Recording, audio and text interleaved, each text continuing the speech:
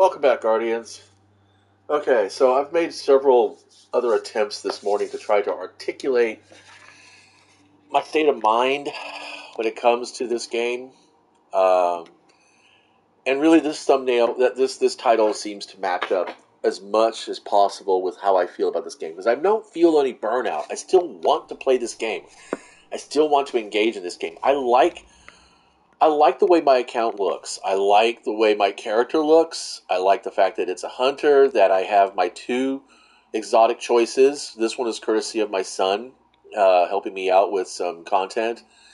And then, telling me, hey, try this out. This will work for you. Here, I'll show you. And yeah, I was like, I'm sold. But I still run the bombardiers because bombardiers are fun. I really do feel like an outsider. When I first came to Destiny, it was the first game that I ever played online. Pretty much everything else I ever played had been an offline game. Video gaming in general was a stand-in for tabletop gaming. When I wasn't able to get friends together to play D&D or Magic the Gathering or anything else, it was home video gaming. Otherwise, if I wanted a video game, it was mostly opportunity gaming. We were at a pizzeria or at a mall. There was an arcade nearby, and hey, check this out. Let's throw a few quarters into Tron and see how far we can go. It was never about capturing points. I was never about the high score. When I played Super Nintendo, which was actually my first actual console gaming, where I did the Legend of Zelda and Link to the Past, and of course the Super Mario World. And my wife and I would play, because we enjoyed it. This is kind of the thing. Like I said, video gaming, as it became later in my life, was a stand-in for social gaming because I didn't have the tools to play tabletop games solo like I do now. And there are lots of games out now that are playable solo. For instance, if I feel like scratching my Warhammer Fantasy or Warhammer 40K itch and want to see my pretty little models on the table, there's Curse City and then there's Blackstone Fortress, and they're both dungeon crawlers. I also have a copy of the Hero Quest, the new one, and there's Gloomhaven, Jaws of the Lion. There's like I said, there's a ton of board games that I could sit in, and get a gaming experience and a sense of adventure, and they are immersive. Because they're visually immersive, they're narratively immersive. And like I said, when coming to Destiny, I came to Destiny from Halo and Oni, which were the two Bungie games that I played before Destiny, obviously. And also from Skyrim and Oblivion and Morrowind. And when the shoppy was trying to sell me on Destiny, he was like, oh yeah, it's like Skyrim. You're going to be able to make your own character. You're going to be able to equip them with your own, with weapons and stuff like that, blah, blah, blah. Open world exploration. And for the most part, on the surface, he wasn't wrong. He wasn't any more wrong than a company selling something that is 25% less calories, charging you twice the price because now it's healthier, when in fact there's 30% less product in the container. It is the same product as it was last year. And that's kind of the disillusionment of realizing that is what started happening to me in Destiny 2. Destiny 1 was really, kind of a halcyon days of this game. It was, the community was open and receptive. I can remember my first raid experience was, somebody, sending me a message through PlayStation and asking if I wanted to be part of their Vault of Glass raid. And I said, I don't know what to do. And then he sent me a party invite and we started talking. He says, well, all you got to do is stand at the back of the room at Atheon. We're gonna walk you through the process, the steps to get to Atheon, and then when we get there, all we need you to do is just not die. You're going to help us not have to reset. And I'm like, oh, well, I think I could do that. And I learned the most valuable tool that a player can bring to any game is to not die, not have their character fucking wipe out. And I've always kept that as my priority in every group gaming experience is not be a casualty, not be a liability. If I cannot be effective in drawing off damage, if I can't be effective in delivering damage or buffing my teammates, get the fuck out of the way and don't fucking become a target. Don't give up your points and don't give up your ghost. And that's kind of the way I've played for a very long time. And I have a couple of Destiny friends who have the same philosophy.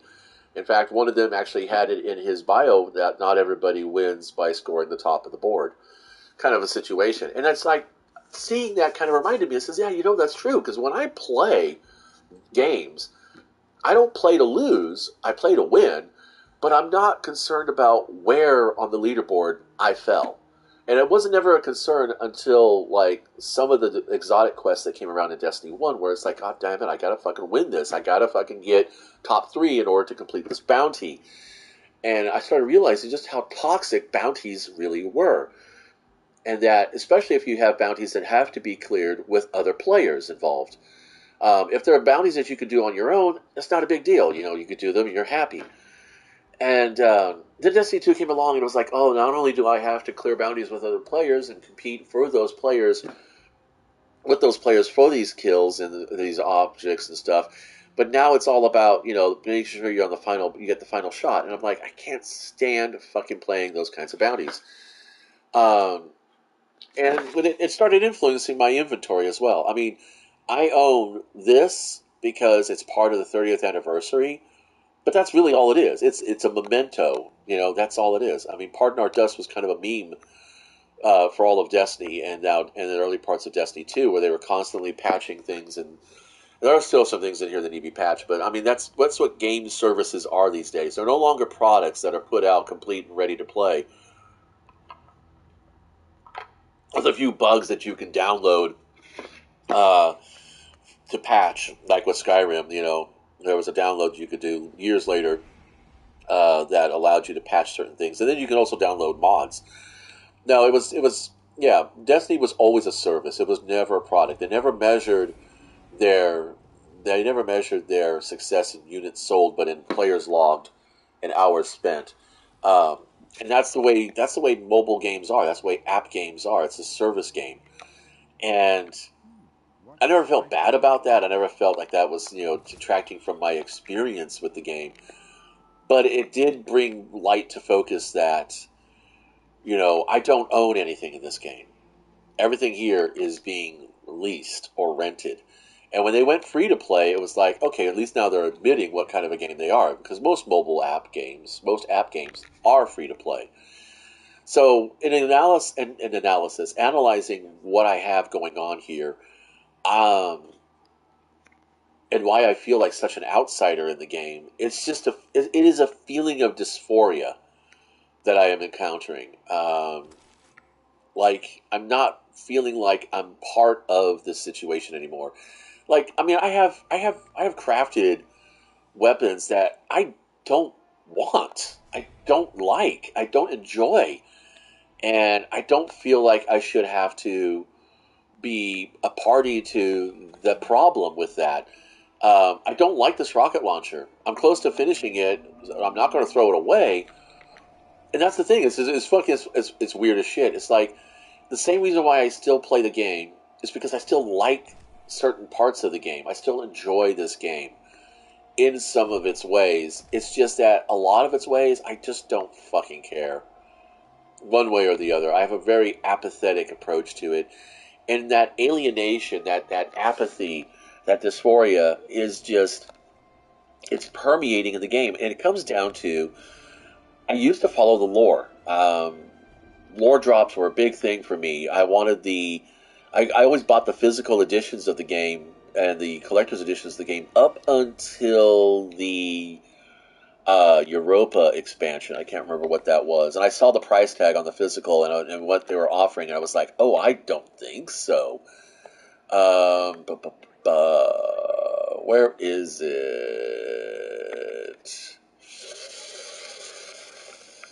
I think it's down here that'll tell me what I have. Yeah, here we go. Yeah, I'm pretty sure it was Witch Queen. Was it Witch Queen that we got? No, we got Beyond Light. That's where it was. So Beyond Light, yeah, Shadow. I didn't buy Shadowkeep. I bought the Forsaken pack. That's what I did. I did buy the Forsaken pack. I did not buy the physical for Shadowkeep because it sold out. I missed it. And then after that, I was like, looked at Beyond Light, and I was like, what? For a backpack? I don't really fucking care. Um, and my son has bought all the physicals, including all of the Lightfall and the annual pass. Um, and they're good little gadgets and things like that. It was kind of cute. But it's like, I stopped buying the physical bundles after Forsaken, mainly because I just didn't feel like the narrative was going anywhere anymore. It just kept like it was treading its own. It was like backtracking and stuff. And Myland Games talks about the retcon situation. A lot of players are accusing Bungie of retconning, and Bungie's coming back and saying, "No, you don't understand is that these early lore books were like the metaphorical interpretations of actual events. Like if there's a channel I watch from time to time when I'm sitting down to do crafting, IRL crafting, like I'm building models or I'm painting miniatures or I'm doing a drawing or an art piece or practicing my origami. Um, and I recommend origami to anybody over the age of 40. Get started if you haven't already. It's not hard to pick up. It's super fucking cheap. And not to mention that, handcrafting something is not only satisfying, but it's a good way to keep your hands from, atrophying and getting arthritic and shit. I mean, certain things you can't stop, certain forms of arthritis you can't fix, but mobility is key for all things after your 40s. Anyway, back onto it. So Myland Games was talking about how, Bungie is coming back and says, no, it was an interpretation. And in Krakenford, who is this lore video of human lore, IRL lore, it talks a lot about mythology and the origins of religion and myths and legends and stuff like that. And he talked a lot about the flood myth, like from the Old Testament and the Bible and the I can't remember what the Jewish religious text is called right now off the top of my head. So, but that this flood myth, talks about goes all the way back to Babylon and the Babylonians, and a lot of times could be also seen as a metaphor for for a theory of how the world itself was created. Because there's the diver myth that a god dove into the chaotic, formless depths of the ocean and pulled land up pulled this mud, this dirt from the bottom to create land. And in some of the legends, it's implied that this dirt is actually feces left behind by another god. That the world was made out of shit, and that's why it is shit. But there's a lot of tongue in cheek in what he covers. But he does a really good scholarly effort. And Myland Games, I always enjoyed his lore videos because they were also very scholarly. They had a very clear and obviously researched format to it. And even he's going on about how he's feeling a lot of disconnect from the game, and that's not burnout. Burnout is you're just tired. You don't want to do anymore because you just don't want to do anymore.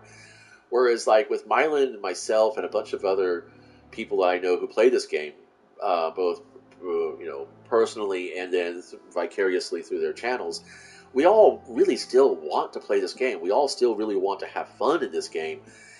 We're feeling like Bungie's doing everything they can to push us outside, to push us away. It's almost like that scene where you have the anti-hero who doesn't want to be mourned when he sacrifices himself for the protagonist, and so he gets all mad and angry at them and drives them off and reminds them that I was a villain and I was your nemesis, and even now I'm causing you hurt on purpose. That kind of dramatic emo shit. It makes for great reading when you're a young adult, age up to 20, but afterwards you kind of start to see the cynicism in it all and the soporific ideals that are being put forth, the button pushing, as my art teachers would often point out to me with my palette and my color choice and compositions. Is like, here's a student here who knows how to push the buttons, and yeah, I did, and I did have a brief. I had a brief time of success in sort of marketing kind of situation. I did custom illustrations and paintings on all kinds of different product uh, for a collector and a seller of Hawaiiana. So I was decorating ukuleles. I was decorating ukuleles, bongo drums, tikis, surfboards, uh, motorcycle gas tanks and helmets, dashboards, glove boxes, fenders of custom cars and things like that. Pretty much, if it took paint, uh, that's I was working on it. But and then of course knowing what provoked a response in a person visually, I applied those things, and that's what happened.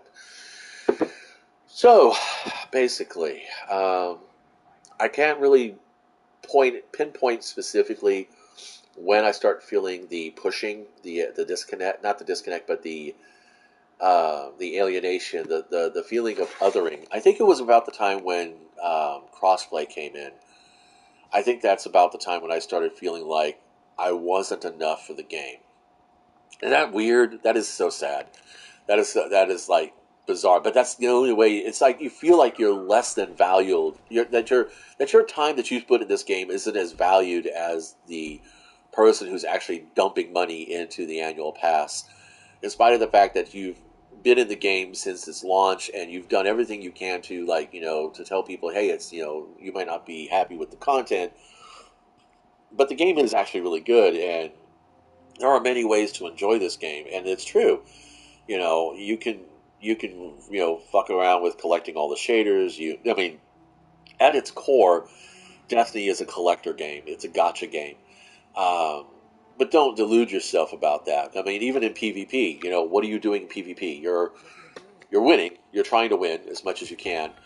Um, but in the end, why? You're collecting points for credit on your scoreboard.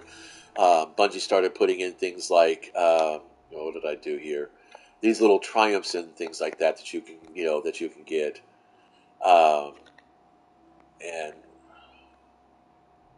I did something. Where is it? Oh, here it is. Arc Frenzy. Whatever. Yeah, I don't even own the season, and I'm still getting stuff here. So, what the fuck? The game is very permissive. It's very enabling. It wants you to feel participant. It wants you to, and like these little badges and stuff. These are cute. I don't really care. I don't fucking care. You don't see me. You don't see me with a fucking title on, do you? Or a trophy or anything? No, I don't fucking give a shit about that.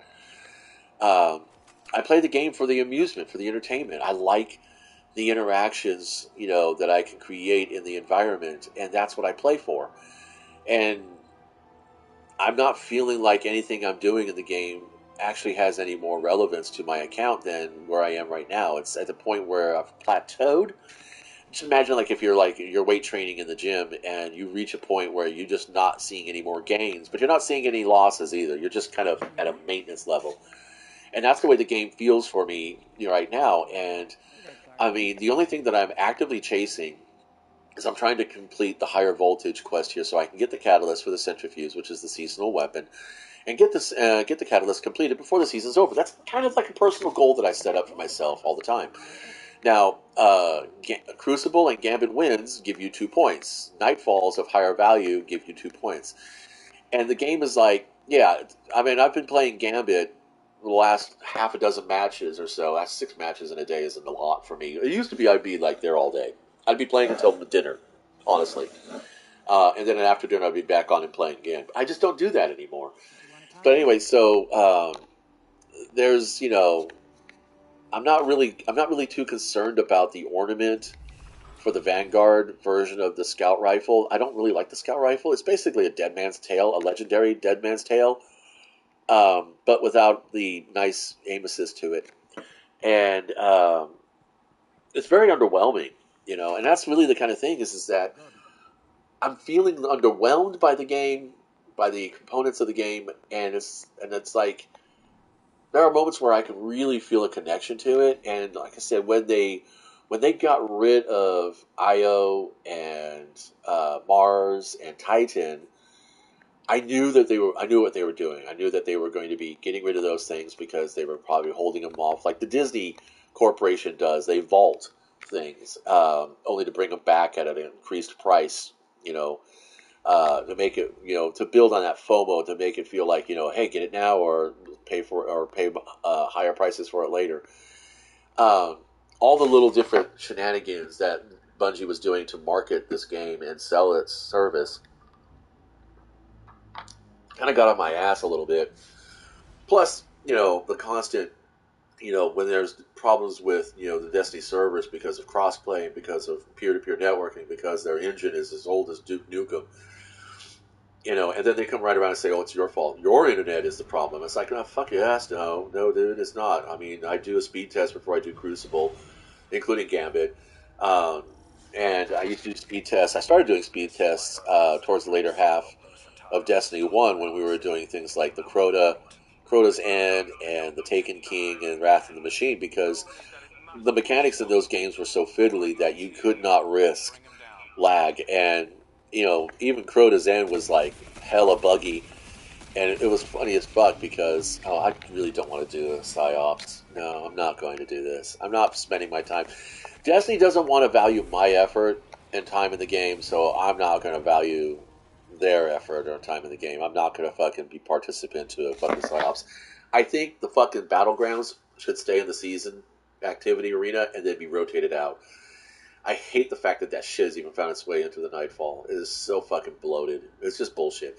But yeah, so struggling with the bloat, struggling with the lack of quality loot, struggling with this, we're going to charge you twice as much for a third less product, but we're going to claim it's healthier for you. Um, and now they're going on and saying, well, blah, blah, blah, from a certain point of view. I didn't really enjoy that Obi-Wan Kenobi shit in Star Wars. A lie is a lie, whether it's by omission or by obfuscation. It's still a lie.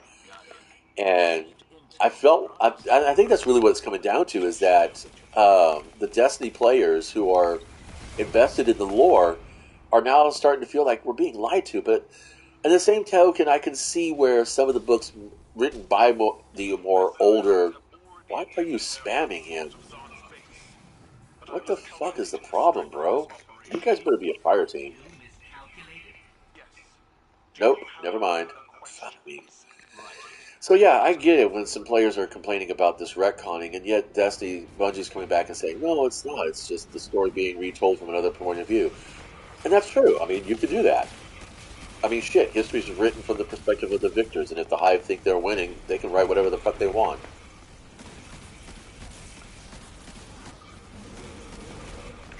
Malfeasance for the fucking win. TDT is not lying, guys. So funny as I've been playing this build for fucking 3 years. And now I get to deal with it in Crucible every day. Thank you, TDT.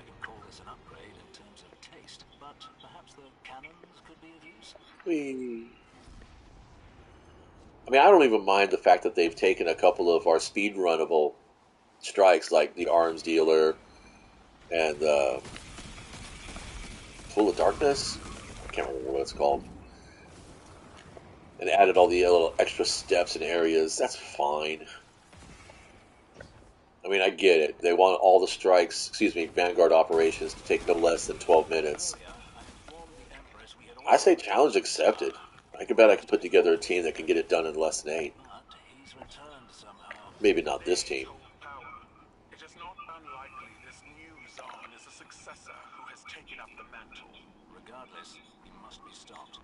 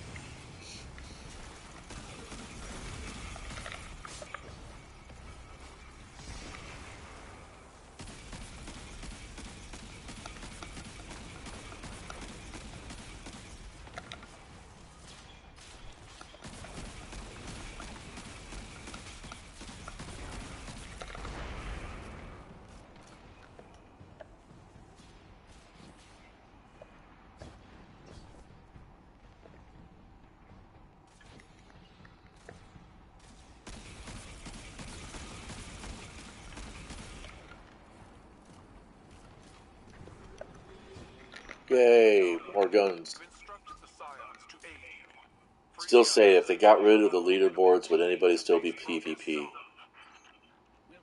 Just like if they gave us all the ammo that we could ever use, what guns would we really choose to play?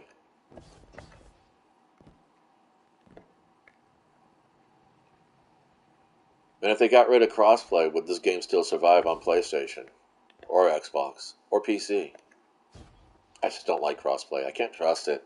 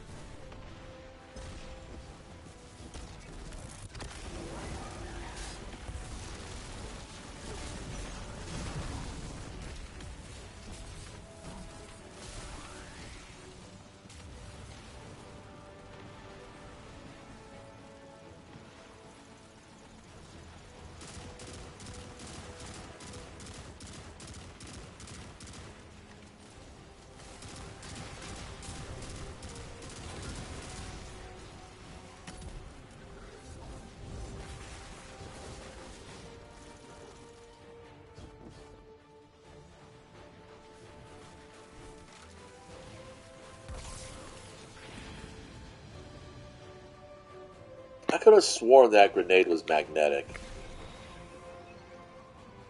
I mean, it says it in the tooltip, doesn't it?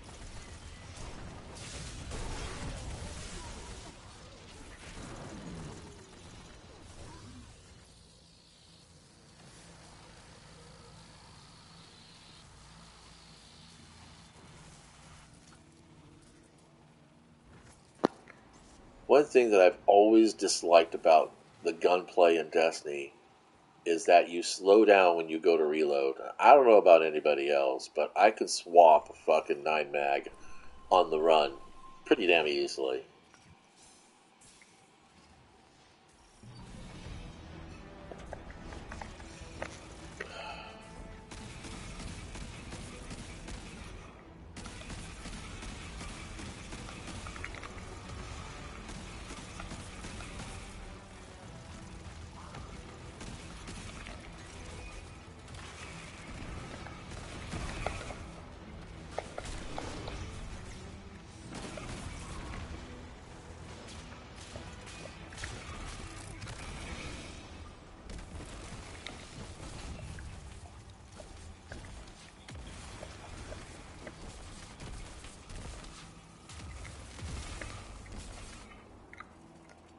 No?